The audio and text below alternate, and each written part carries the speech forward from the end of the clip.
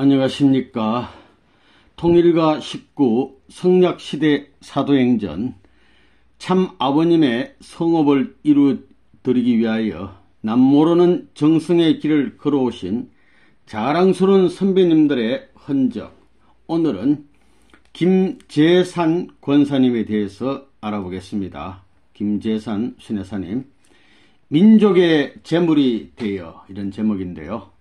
양력 간단히 보면 1918년 7월 충북 엄성군에서 출생하셨습니다.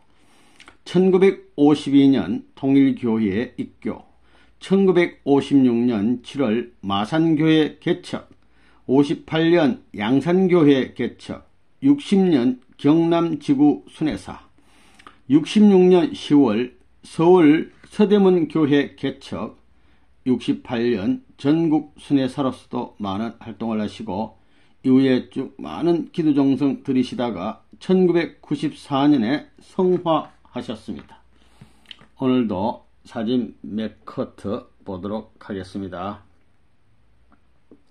이 모습이 순회사님, 권사님 모습 되겠습니다. 흐리지만 보면 우리 김재산 권사님 모습 되겠습니다. 아주 선하신 모습, 이 모습도 있습니다. 약간 웃으시는 모습 되겠습니다. 뭔가 이렇게 생각하시면서 보시는 장면 되겠습니다. 이 장면은 누구나 우리 다 알 수 있는 참 아버님 부산에서 범내골에서 뛰은 이 토담집 되겠습니다. 레이션 박스로다 이렇게 많이 이렇게 해서 만든 흙과 돌로 만든 집이 되겠습니다. 이 장면은 여기 가운데 아버님 계시는데요. 아마 수정동 교회 시절 모습 같습니다. 부산 앞바다를 내다보고 계신 장면 되겠습니다. 이 장면은 여기 아버님 계시는데 여기는 부산교회 식구들하고 어디 영동과 어디 그쪽에 어디 가까운 산에 올라가셔서 이렇게 밑으로 내려다보고 계시는 장면 되겠습니다. 사진은 간단히 몇 카트 요걸로 보시고 그럼 본격적으로 오늘 순회사님 수기 읽어보도록 하겠습니다. 제목, 민족의 재물이 되어 김재산 우리 권사님, 이게 산자입니다. 호기심이 많던 유아 시절, 이런 제목인데요. 내 고향은 충북 청원시 20리에서 청원서 20리 떨어진 산골 마을이었다.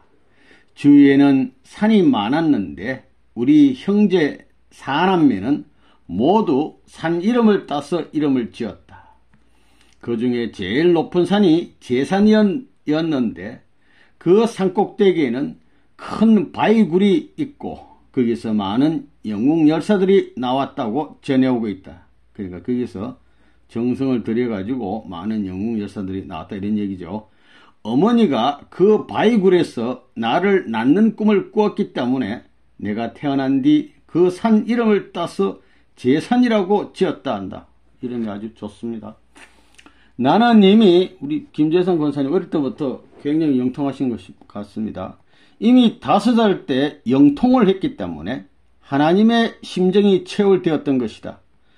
6살 되던 정월이었다. 1월 어머니가 다니던 절에 주지 스님이 나에 와서 손을 잡고 나를 보시더니 무릎을 탁 치면서 어머니에게 이 아기는 남자로 태어났으면 대왕이 되어 세계의 각국의 집을 갖게 될 것이며 그곳에 의관, 그러니까 옷하고 모자 같은 거 갓을 걸어놓고 세기를 누빌 것입니다. 이 아기는 옥황상제가 보낸 아기입니다. 다시 말해서 하나님이 보낸 아기다는 얘기죠. 라고 했다. 또 이 아기를 위해서 공을 많이 들여야겠는데 너무 귀하게 태어나서 아들이면 좋겠는데 이 아기가 앞날을 다 알고 있기 때문에 아이의 의사를 절대 꺾지 마시오. 이게 하자는 대로 해주라는 거야. 이 아이는 3가지를 원할 것입니다. 그것은 시집 안 간다. 부모만 평생 모신다. 공부만 한다는 것입니다. 라고 말하는 것이었다. 대단한 분이 어릴 때 유명한 참 스님이 계시의 말씀을 해 주셨어요. 하나님이 보낸 아들이다 이거예요. 남자가 태어났으면 대왕이 될 아들이라고 합니다. 세월이 흘러 20살이 되었다. 시집을 안 가겠다는 나에게 혼담이 오고 갔다. 그렇게 하더니 부모들의 권유와 신랑된 사람의 적극적인 자세에 못 이겨 어쩔 수 없이 원치 않은 결혼을 하게 됐다. 어떻게 됐든 간에 결혼을 하게 됐어요. 그래서 내가 교회에 나간 것은 21살 되던 해 정월부터이다. 그때 나는 교회에 가서 얻어지는 것은 별로 없어. 교회에 가서 목사님 설교의 은혜는 별로 안 돼. 그렇지만은 교회에 바치는 성미나 11조 생활은 철저히 했어. 이로 인하여 한 번은 남편에게 모진 매를 맞고 빈사 상태에서 입신한 일이 있다. 교회에 왜 자꾸 갖다 바치냐, 그죠? 그래서 얻어맞고는 빈사 상태에서 입신했는데, 천사들의 인도로 영계에 이르니 3층집이 있는데 그곳에서 예수님께서 성경을 보고 계시고 후원에는 뒷뜰에는 하늘 폭을 주름 잡아 놓았는데 하나씩 보여주는 꽃 세계가 비할 데 없는 황홀경이었다. 그 세계는 시간의 흐름을 느낄 수 없는 기쁨만의 세계였다. 내가 깨어났을 때는 입신째 사흘째였다. 사흘 동안에 영계 갔다 오셨어요. 천국에. 그 당시 나의 관심은 이 나라 이 민족은 너무나 불쌍하다는 데에 있었다. 그래서 밤이면 12시부터 목욕하고 기도를 올렸다. 하나님이 계신다면 배고프고 고생하는 이 민족에게 이 고난을 면하게 해달라고 밤낮 기도 생활을 하는데 한 번은 내 손에서 지구가 돌아가고 세계 지도가 환상으로 보였다. 권사님 손 속에 지구가 막 돌아가요. 우리나라가 언제 해방이 되어 독립을 할 수 있는지 하나님께 물으니 먼저 독일 지도에서 해오리 바람이 일어나고 바람은 다시 중국 쪽으로 가서 한참 돌더니 일본으로 가는 환상을 보여주었다. 다시 하나님께서 우리나라의 해방은 언제쯤 됩니까? 하고 물으니 8월이라고 응답해 주셨다. 8월 15일.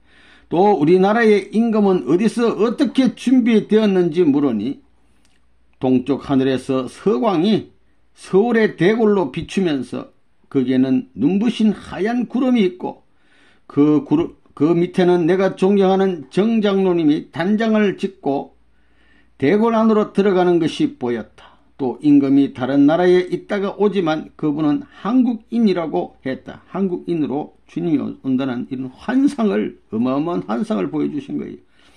해방을 맞이한 그 나라가, 이 나라가 온통 떠들썩하고 있을 때 나는 또 6.25 사변이 일어나리라는 계시를 받게 되었다. 해방뿐만 아니라 6.25 사변이 일어나는 것도 계시를 받았다. 드디어 6.25 사변이 발발했어요. 그래서 나무로 피난길에 올랐습니다. 그런데 피난 막 내려가는데 계시가 내려요. 또 하늘에서는 교회를 세우라고 몰아내었다. 힘이 들어도 교회를 세워야만 전쟁이 끝난다는 것이다. 피난 와중에도 예배드리고 정성을 드리라고 교회를 세우라는 계시가 내려가지고 그래서 교회를 세울 수 있는 기초가 참 이렇게 고생해서 생겨서 300여 명을 수용할 수 있는 창고를 얻게 되고 피난 와중에 무슨 뭐 있겠어요. 창고 얻어가지고 3, 4개월 집회를 해가면서 거기서 막 집회를 해가면서 땅을 사고 교회를 새로 짓게 되었다. 그래가지고 목사 전도사를 새로 오게 되고 교회로 자리를 잡아가게 되었다. 대단하십니다. 이런 참 귀한 생활을 정성의 생활을 하시다가 드디어 부산까지 와셨는데 피난 왔으니까 부산에서 이제 살고 있는데 내가 살고 있는 이웃집 여자가 자기 교회에 나가자고 해서 그 여자를 따라 함께 나갔다. 그곳은 부산 범내골 장로교회로 강현실 전도사가 나가는 교회였다. 그때는 6.25 전쟁이 끝나가는 때였다. 쉽게 말하면 한 1952년 말경에 53년도에 전쟁이 끝났기 때문에 내가 그곳에 나가자 은혜 받은 전도사가 왔다고 모두들 좋아들 했다. 하루는 예배를 보고 있는데 서쪽 범대골 산골짜기에서 예수님이 방황치 말고 빨리 오라고 손짓을 하는 것이었다. 손짓을 하고 막 오라 그래요. 산꼭대기에 가서 예수님을 부르면서 석 달이 지나도록 기도를 하는데 예수님은 나타나지 않고 빛기둥, 무지개 기둥만이 섰다가 없어지는 조화가 벌어지곤 했다.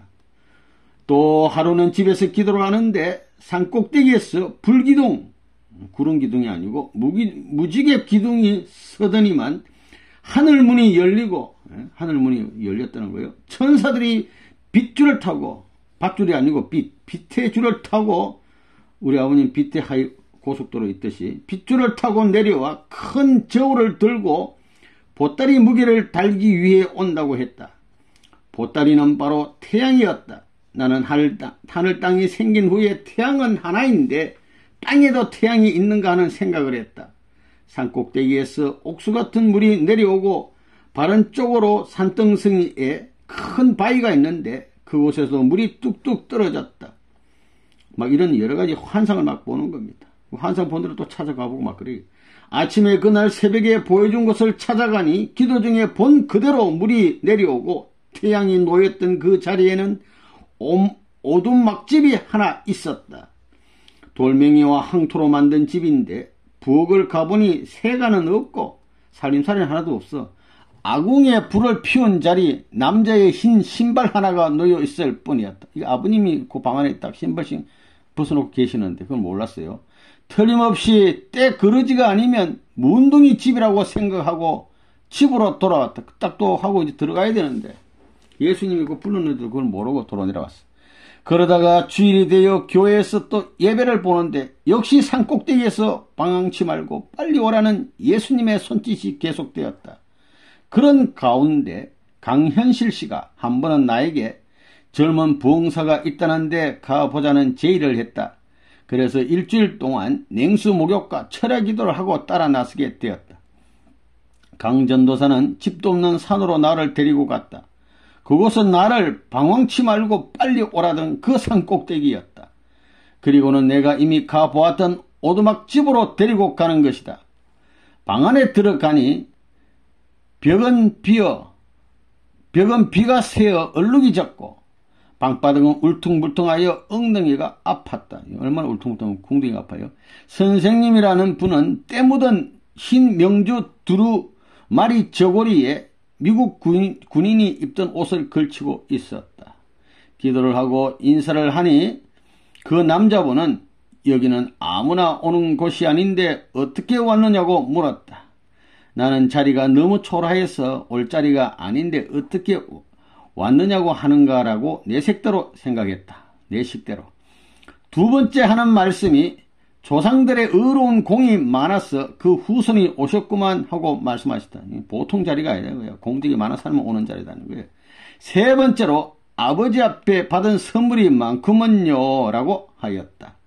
그 말씀이 무슨 뜻인지 망설이는데 전에 죽은 사람을 살리고 병든 사람을 살린 것에 대한 말씀이었다. 과거를 벌써 아버님 다 알고 계시오. 그 후에도 여러 차례 시험이 있었다. 주일 예배를 보러 가면 아버님 계신 곳으로 선생님은 지붕에 올라가 썩은 짚을 떨어뜨리기도 하고 변수에 말씀을 쓴 휴지가 뒹굴기도 하는 등 선생님으로서 그럴 수 있을까 하는 의심이 생기면서 별난 생각이 다 떠오르는 때도 있었다. 주님 같지 않은 행동도 해. 그렇더라도 믿고 따라야 된다는 얘기예요.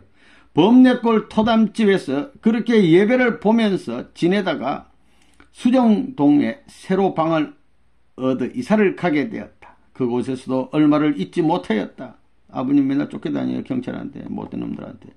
기성교회에서는 이단이라는 누명으로 고발함으로써 경찰에 쫓기는 신세가 된 것이다. 하루는 이렇게 쫓겨 다니시는 선생님을 어디 가셨으니까 못 찾아가지고 떡을 해가지고 나섰다. 비가 몹시 오는 날이었다. 경찰들의 눈을 피해 쫓김을 받으면서 어렵게 찾아가서 떡 다라이를 내려놓으니 선생님께서는 그 자리에서 이 떡은 역사 위에 영원히 기록될 것이다 라고 말씀하셨다. 가는 곳마다 기억하라는 얘기.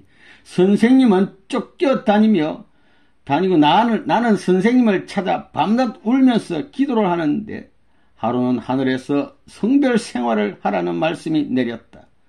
민족적 재물이기 때문에 부부 생활을 하면 안 된다는 것이었다. 그리하여 남편과 10달 동안을 싸우면서 하늘의 명령에 따랐다. 성별 생활했어요. 부부끼리 싸우면서. 아기들을 방패로 견뎌내면서 남편에게 매를 맞기도 하고 벌거벗겨 쫓겨나는 창피를 당하기도 했다. 그러면서도 성별 생활을 지켜왔어. 이렇게 10개월 동안은 기어이 이겨 나왔는데 11개월째 되면서 방을 새로 도배하다가 꼼짝없이 남편에게 당하고 말았다. 남편하고 이제 부관계를 맺고 말았다. 아버지 나 지내. 지금 이겨왔는데 이제 진단 말이야. 지내하고 소리를 질렀더니 어디서 돌이 날라와서는 우리 집에서 운영하는 이발소 유리창문이 깨뜨려지는 일이 일어났다. 돌이 날라와가지고 그냥 유리창이 깨져. 사흘째 이런 일이 성별 생활이 깨지고 나서 사흘째 아침 일어나니 애기들을 나를 쳐다보고 엄마 입이 삐뚤어졌다는 것이다. 그리고 얼마를 지난 어느 날 이발소의 휴일 저녁 때에 종업원 아이가 뛰어와서는 아저씨가 돌아가셨다는 비보를 알려주었다. 남편이 죽었다는 거야. 부산에 이 서남사라는 절에 놀러 갔다가 자동차가 골짜기에 굴러 떨어져서 사고를 당한 것이었다. 병원으로 찾아가니 머리는 기부스를 해놓고 엉덩이를 다쳐 두 다리를 걷지 못하는 상태였다. 그제야 죽은 것은 아니구나 하는 마음의 안도의 한숨이 나왔다. 병원에서 6개월 정도 있다가 얼마간 목발을 짚고 다녔으나 나중엔 완전히 걸을 수 있게 되었다. 엉덩이를 쳤어요. 성교생 안 했다고. 그때 하늘에서는 또다시 새로운 역사를 했다. 선생님이 대구에 계시는데 그곳으로 가라는 것이었다. 명령에 순종하는 마음으로 아기를 얻고 교회에 나오는 젊은 여자 청년 둘과 함께 대구로 선생님을 찾으러 나섰다. 어딘지 몰라. 무조건 찾으러 가는 거야. 대구에 도착하여 동서남북을 둘러보며 기도를 하니 예수님이 갑자기 나타나기도 하고 베드로가 나타나기도 하면서 버스 번호와 길을 비춰주기도 했다. 이렇게 하여 어느 긴 골목으로 인도되는데 한 집의 문이 조금 열려 있어서 들였다 보니 선생님이 방문을 열고 내다보고 계시는 것이 아닌가. 너무나 반가워 뛰어들어가니 선생님도 반가워서 뛰어나오시면서 이제는 선생님은 숨어도 못 살겠네 라고 말씀하셨다. 극적으로도 만나셨어요. 방으로 들어가 둘러보니 말씀에 인연된 몇몇 사람이 보이고 그들 가족까지 40여 명이 모여 있었다. 이튿날이 선생님 생신이라고 하는데 아버님 생신이야. 대구에서. 하늘이 이 못난 자식을 역사하여 이렇게 오도록 했구나 하는 생각에 감사할 뿐이었다. 그곳은 교회도 아니고 집이지. 식구들 집으로서 이튿날 새벽에 기도를 하시는데 아버님 굉장한 역사가 벌어졌다. 뛰는 사람, 고개를 끄덕이는 사람, 몸을 벌벌 떠는 사람, 방언하는 사람들로 온 방안이 법석이었다. 선생님이 들어오셔서 웃으시면서 참 가관이구먼 하고 말씀하셨다. 그리고는 한 사람 한 사람에게 그들의 일생 걸어온 과거를 덜추시면서 스스로 잘못들을 고백해 하고 당신이 어떤 분이시라는 것을 인식시키셨다. 회개의 역사가 일어났다. 이렇게 쭉 이렇게 활동하시는데 또 세월이 지나서 선생님께서는 그 후 가끔 부산에 오시어 영도교회와 범일동교회를 오고 가면서 식구들과 함께 집회도 가지시고 고기잡이도 하시다가 서울로 올라가시는 일이 있곤 했다. 그 후 1954년쯤 나는 여주 이천지방에서 이름 있는 전도사가 되어 부흥회를 하면서 다니게 되었다. 부흥회를 통하여 불치병 환자들을 고치기도 했다. 내 말을 듣고서 의심하고 반대하는 목사나 전도사 교인들은 죽어 넘어지는 역사도 있었다. 하늘에서는 너는 민족적 재물이니 가정을 버리고 나가라고 몰아내었다. 민족적 재물이. 나는 아내로서 엄마로서 11 식구나 거느리고 있었기 때문에 막막한 마음이 앞섰다. 그렇지만 하늘의 명령이기에 나는 그럼 아브라함이 간 길을 나도 가겠습니다. 죽고 사는 건 아버지가 책임져 주십시오라고 기도하고는 전도 일선에 나가서 열심히 활동을 했다. 6개월을 전도사 생활을 하다가 한 번은 집에 두고 온 아기들이 보고 싶어서 집으로 몰래 찾아가게 되었다. 애기들 보고 싶잖아. 뒷문으로 들어가려는데 아기 아빠와 마주치게 되었다. 아빠는, 이 남편은 환한 얼굴로 남의 집 망쳐놓은 계집이라면서 장작을 휘둘러 나의 갈빗대 2개가 부러지게 되었다. 아이고. 나는 아주 집을 떠나서 이제 집에 안 가요. 이제 전도 사업에만 몰두하게 되었다. 그동안 부러진 갈빗대는 나도 모르는 사이에 치료되었다. 하나님 치료해 주신 거지. 이렇게 했죠.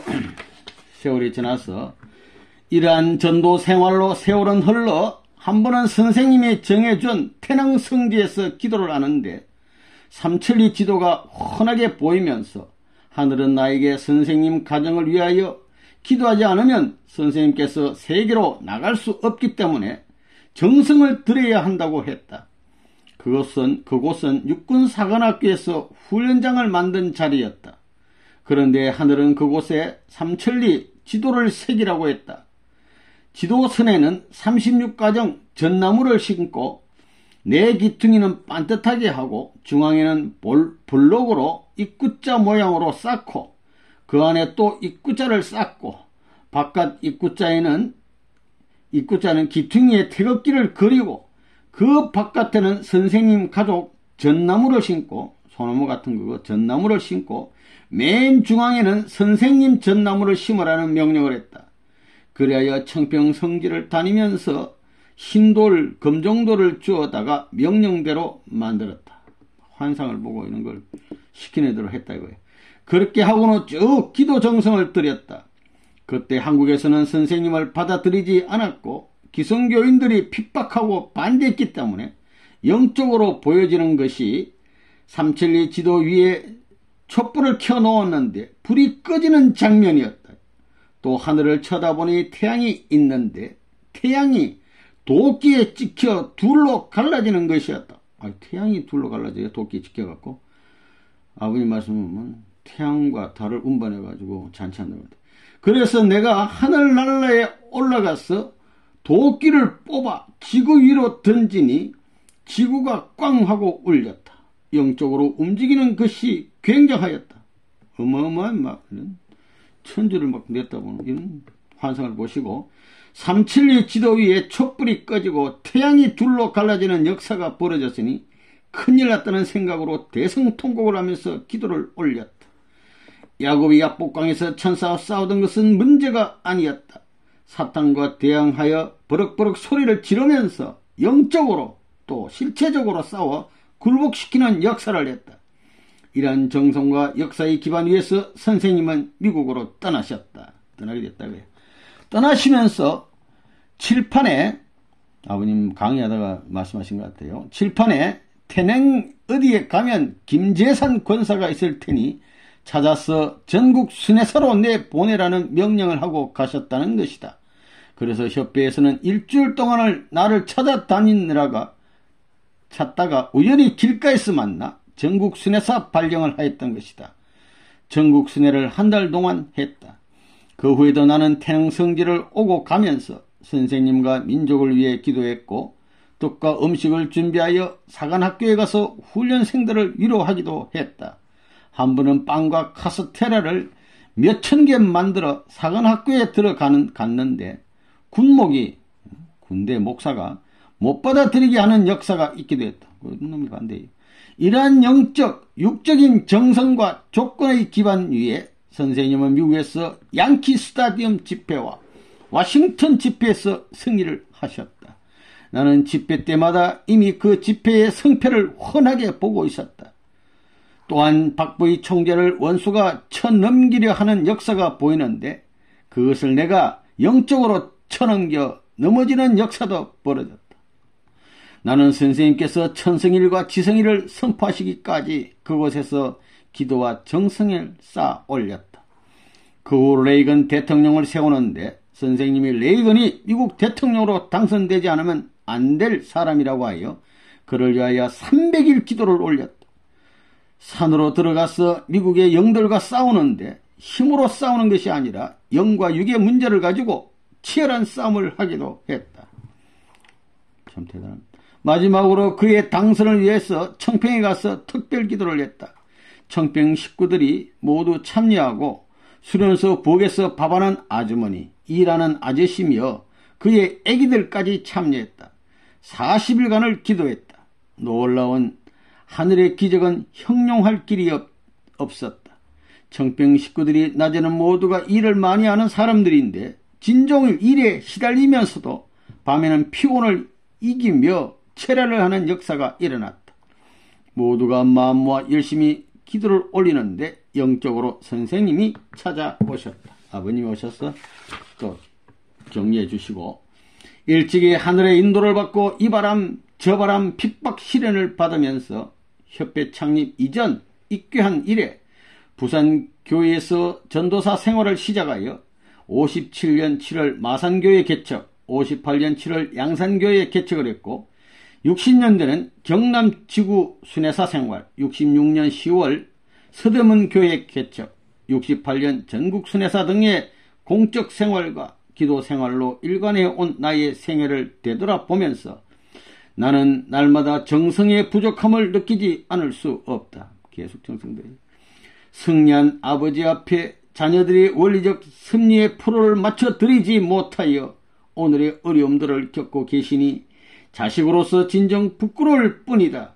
2년 전부터 본부교회에서 매일 철야를 하면서 중요한 행사가 있을 때마다 금식을 하며 정성을 모으고 있다. 나는 각자가 메시아의 심정을 가지고 어디서나 보여주고 자랑할 수 있는 하나님의 아들딸이 되어야 한다고 생각하고 있다. 따라서 하나님은 모든 종교인들이 서로 손에 손을 잡고 하나의 하나님의 자녀로서 원 패밀리 언더가시라 화목하며 충녀의 도리를 다해야 한다고 말하고 싶다.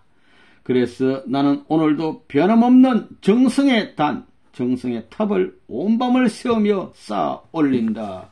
할렐루야. 아주